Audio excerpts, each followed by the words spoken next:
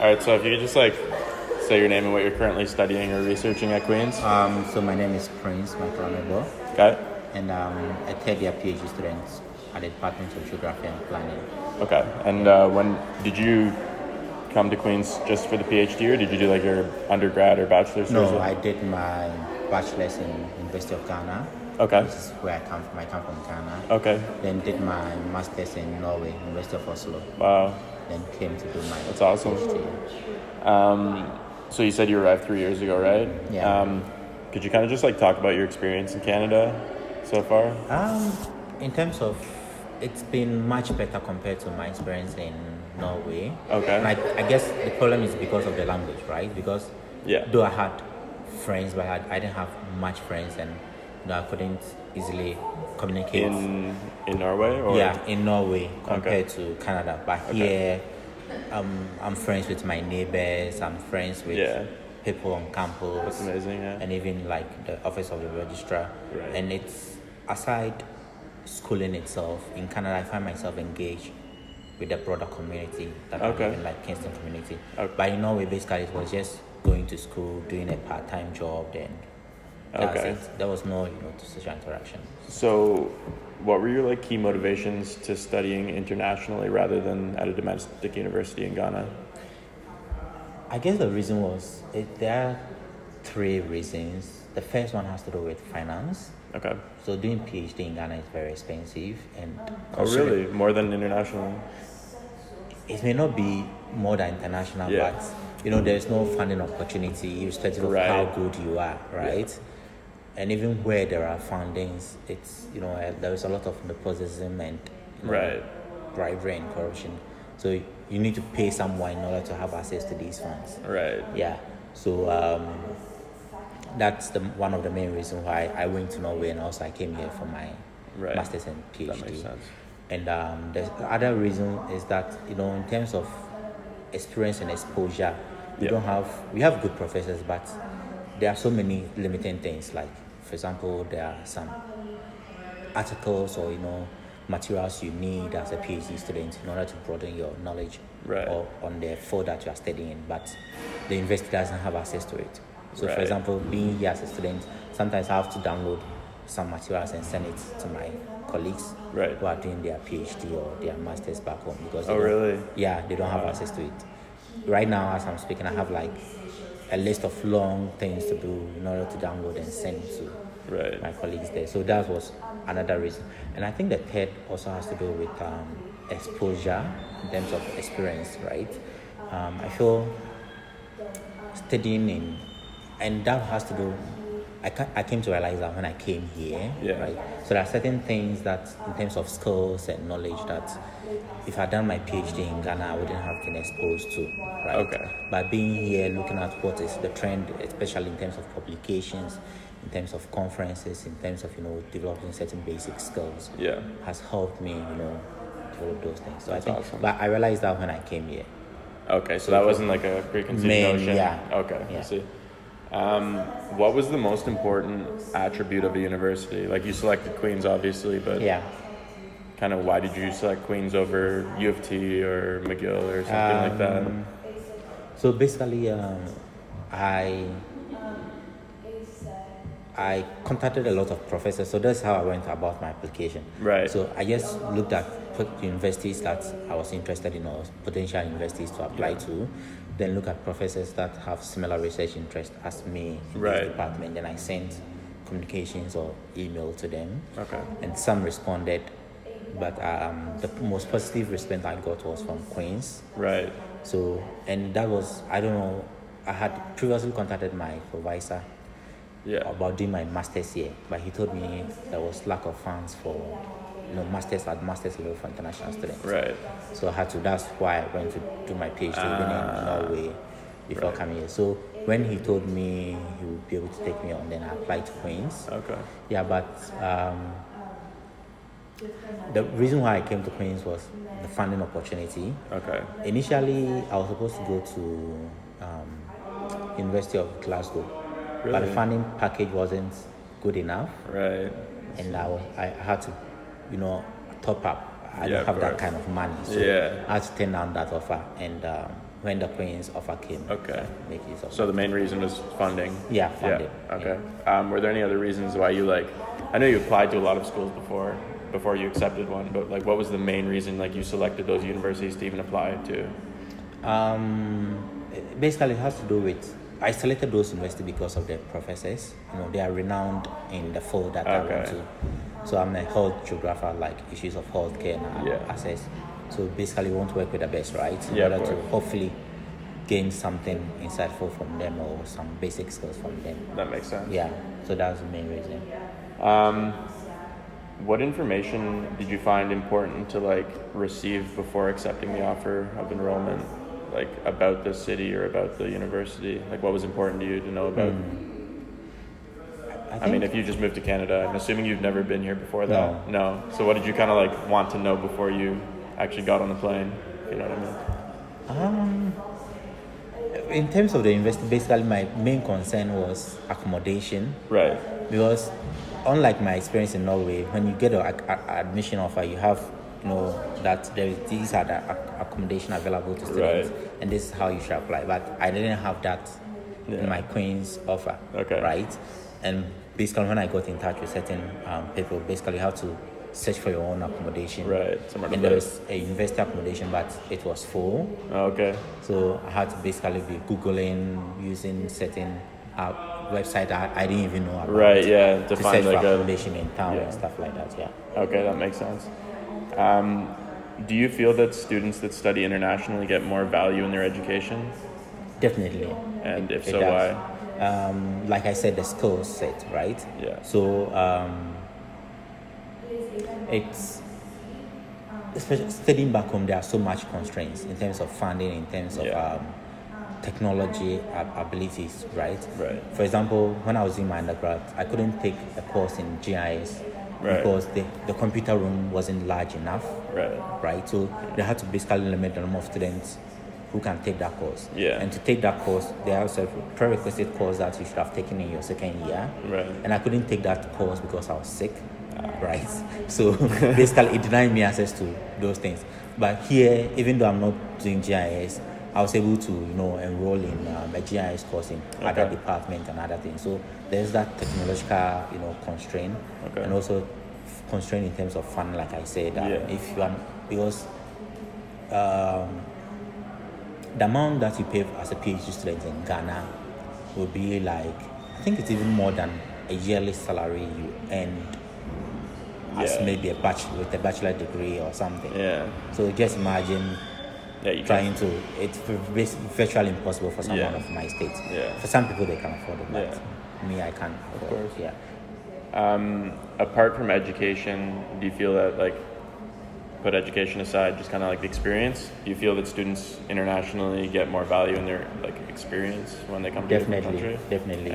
Because personally speaking to looking at myself, I can see I've improved considerably ever since I came here, even compared to when I was in Norway. Right. In what way? And it's because I'm involved in the academic process, unlike Norway. Right? They are good researchers over there in Norway, but because of the language barrier, you're not involved in doing a research for your professor. So for example, when I came here, in my first summer term, I was involved with my professor's research project on age-friendly communities in Kingston. Okay. So you're looking at things that promote healthy aging in Kingston among seniors. Right, and that's some experience that I didn't have when I was in Norway or in Ghana. And also in terms of conference presentations, you because of being, I think because most of the conferences are in the United States or in Canada and close proximity, it makes traveling easy, in terms of costs as compared to even if I was studying in Ghana, right? I can afford to travel to United States considering everything. Yeah. And these things are very important because it helps you.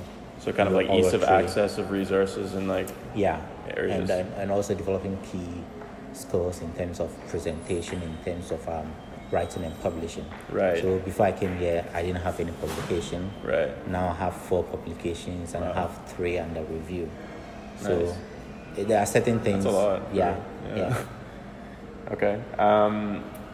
Do you think that individuals who study abroad gain a competitive advantage when looking for a job outside of university, post-graduation? where it depends on the context. Like, so I get you're in PhD, so I'm assuming you're going to be an academic. Yeah, but I'm saying it also depends on the context, right? Okay. Because if I'm looking for a job here, yes, irrespective of my knowledge, there are some employers require certain key things, right? Like whether you are PR or you are a citizen, right? Right. So recently I saw a job ad, even though I'm not searching yet, and the requirement for postdoc, and the requirement was that you should be a PR or Canadian citizen. Right. So then it becomes a barrier, irrespective of your expertise. Yeah. However, looking at my skill level and everything, if I'm to apply for a job back home, yeah, exactly. If I'm being given a fair chance, there's a high considerable, probability of me getting that job. But also, like I said, there's a lot of nepotism in terms of who you know and how you get job back home and all that. So if the bribery and everything, as you said, was put aside, if someone had a PhD from Ghana and you had a PhD from Queen's University, and you both applied for the same job back home, would you have a competitive advantage? Yeah, definitely. Definitely? Yeah. Okay. Definitely. Okay. Did anything catch you by surprise when you moved to Canada? Like country differences or any issues that arose that you just... I don't think, not in Canada, but probably in Norway. In Norway. Because it was my first time of traveling outside of Ghana, right? So there were a lot of cultural shock in terms of I can imagine reading. So for example, the main thing was when I went there, I saw a lot of God, which in English is God, right? Yeah. So for example, you see something God, either something, but you can deduce probably it's a God restaurant. Right. It means restaurant or dining or something. And I thought they were very religious because they almost had God everywhere in front of every word. And apparently it means good, not God. So when a friend I made a friend, a Norwegian friend, and she told me no, it doesn't mean God, it means good.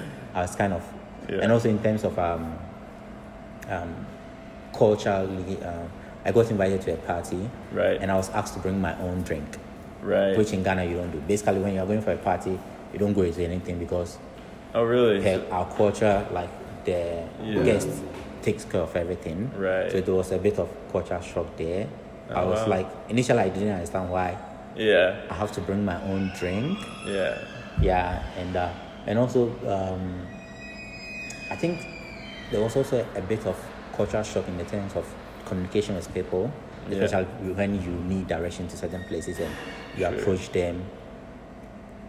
I think it's the Norwegian thing. They kind of back off from you, right? And that has nothing to do with race or anything. But they are more private people.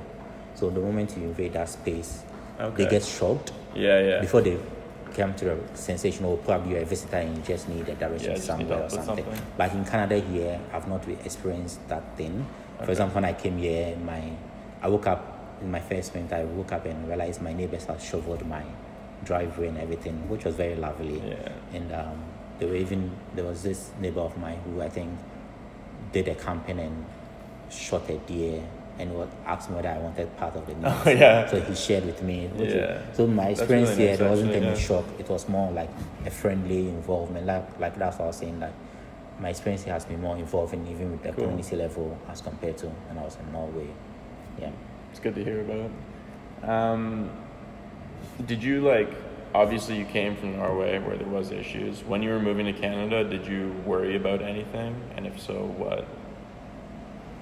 I didn't worry about anything. The only thing that surprised me was, before coming to Canada, I thought Canada was the best of both worlds in terms of the either side of the Atlantic, right? Right. So, in my view, it had the European socialist model in terms of everything, and better healthcare. So, in my view, I thought Canada is better than Europe in so many ways, as well as better than United States in so many ways. But I realized when I came here, there was a little bit of shock in terms of the level of poverty I saw within the city, and how my wife and I went to downtown to get some few stuff when we moved in, and people begging on the streets.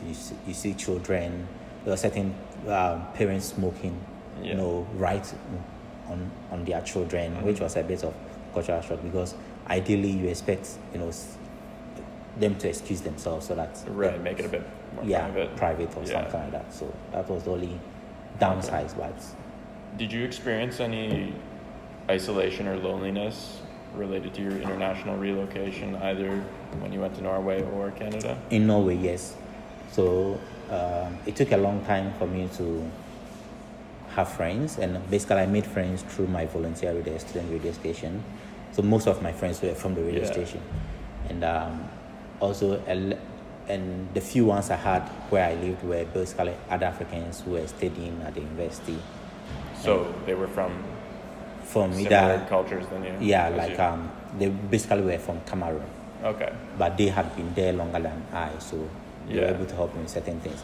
But in terms of Canada, no. When, for example, when we came here first and we're checking the department, basically it's like a maze. I don't know whether you've been to Macquarie building before, but it's like a maze, and we're struggling. My wife and I were struggling to locate the department office, and this guy in the department came out. His name is Paul, and he showed me to the place, and he became my friend. He invited us over for dinner instantly. Like, he didn't know us, right?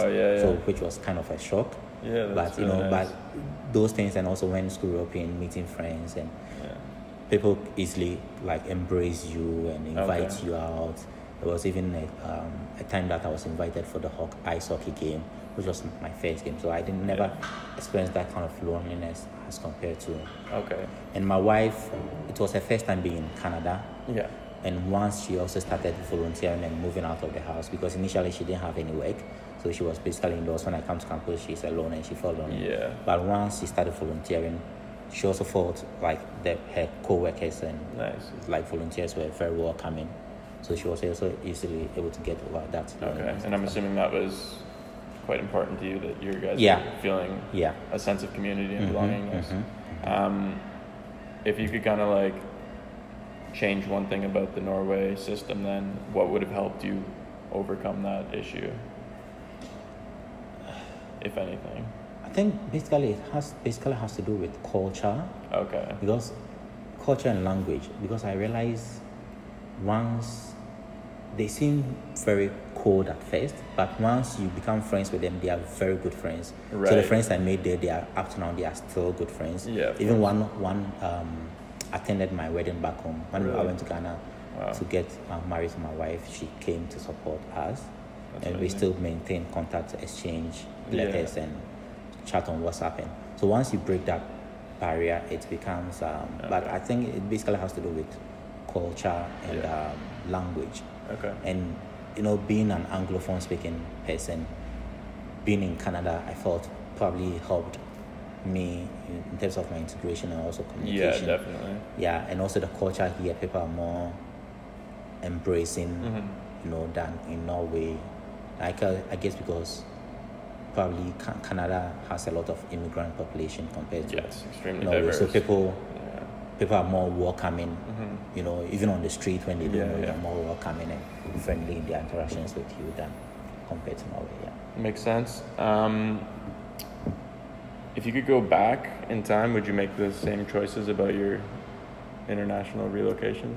Definitely. Yeah. So, irrespective of my challenges, there's so much things I enjoyed in Norway. Okay. In terms of their food, in terms of like the scenery, landscape. Yeah. And I've traveled with some friends of mine that I made over there to even Sweden and Denmark. And also in terms of their healthcare system and their way of thinking in terms of like social welfare others, right? Which, especially coming from, looking at where I come from, where there's so much selfishness in terms of how authorities do certain things. Right. So it helped me. So for example, if I find myself engaged in politics back home, I might, it's the experience I learned there will help me improve certain things within my own context. And also in coming to Canada, the same thing, looking at the friends, looking at the experiences I've acquired, both as a member of the community and also in terms of my academic training. Definitely I would make the same choices. Yeah. Do you plan on just finishing your studies here and then moving back to Ghana, or do you plan on traveling around more, or even just working and staying in Canada? What's your kind of dream? My dream is to get a job, and it's in Canada. If I get it in Canada, perfect. If I get it back home, probably I'll move. Okay, yeah. I said probably because my wife recently finished a course here in Canada, and she's now gotten a job. I felt like, so back home she was working for this online payment platform, which is more like PayPal. Okay. So she was a manager over there. Then when we moved here, because she didn't have that Canadian qualification, it was very difficult to get a job. So she enrolled in a certificate program and she just got a job. And I feel like, especially if I want to move out of Canada or to anywhere, I need to consider her needs as well, because it will be so much unfair to her to just say, okay, we are moving to this place, and she has to go through the whole process of acquiring new qualifications in order to get employed and stuff like that. But basically the dream is to get a job. If we get it in Canada, perfect. If we get it elsewhere, and maybe the UK, Norway, Ghana, anywhere, United States, and it's good, and I feel like it's going to help. Have you ever been to the UK? No, I've not. Do you know people who live there? Or I do know a friend who recently got admission in Ireland. So he's also doing a PhD in, I think, biostatistics in Ireland. And I do have an uncle there. But what are your views on the United Kingdom as a place to live? Because this research is technically for the UK. Yeah, so I was asking Kate about that. I feel I can't tell about living there because I've not been there, but in terms of getting like the opportunities that I have here, I think it's very difficult to get that opportunity, especially if you don't have that financial. So I was telling Kate that when I got my offer, the funding wasn't enough. And even if I had full funding, in order to apply for the visa, I need a certain amount of money in my personal account it's crazy, to demonstrate, And honestly, there's no way I can get that amount of money. Unlike Canada, when you're applying, once your funding here is able to adequately cover the demand of the visa requirements, it's enough, right? So that's the main challenge.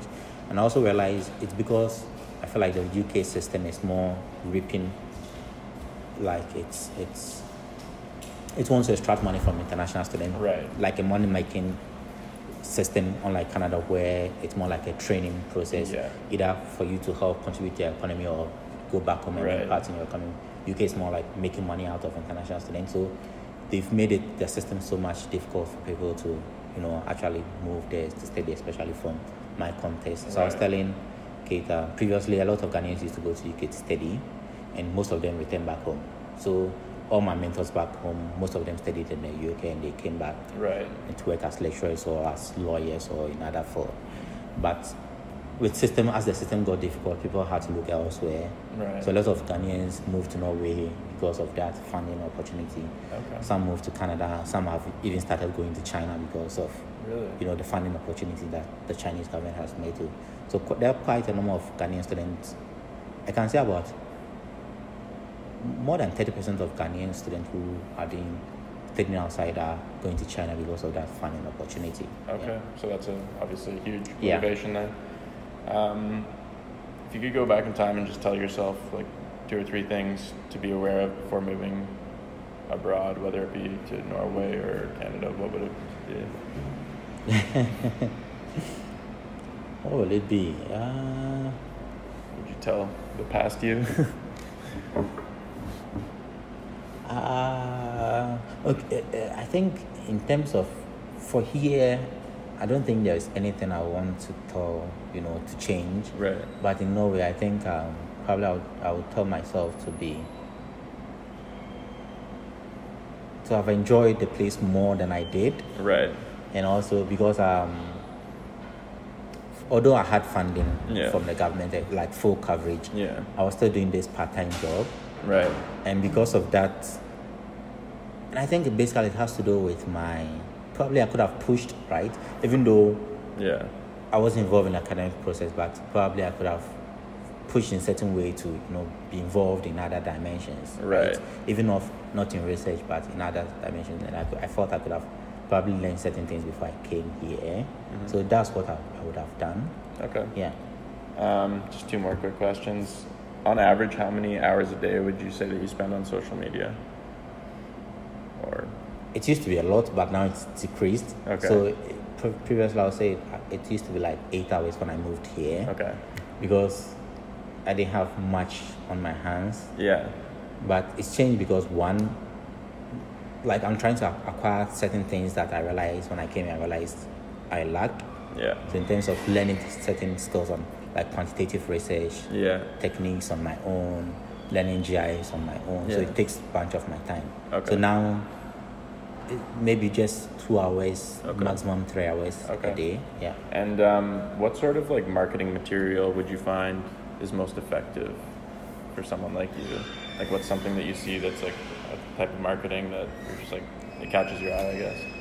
In terms of, is it anything just kinda, school related? No, not school related.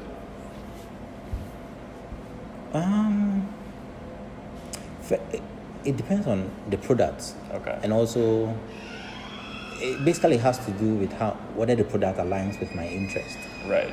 Right? As opposed to the kind of, sometimes there's some ingenuity in the way of advertising things that can catch your eye even if you are not interested in it. Yeah. But at this stage, I feel like probably it's because I'm financially constrained, right? Yeah. So basically, if I'm buying things, it's because I need it. Okay. Right? Rather than probably I have just money to spend or leisure or something like that. So, okay.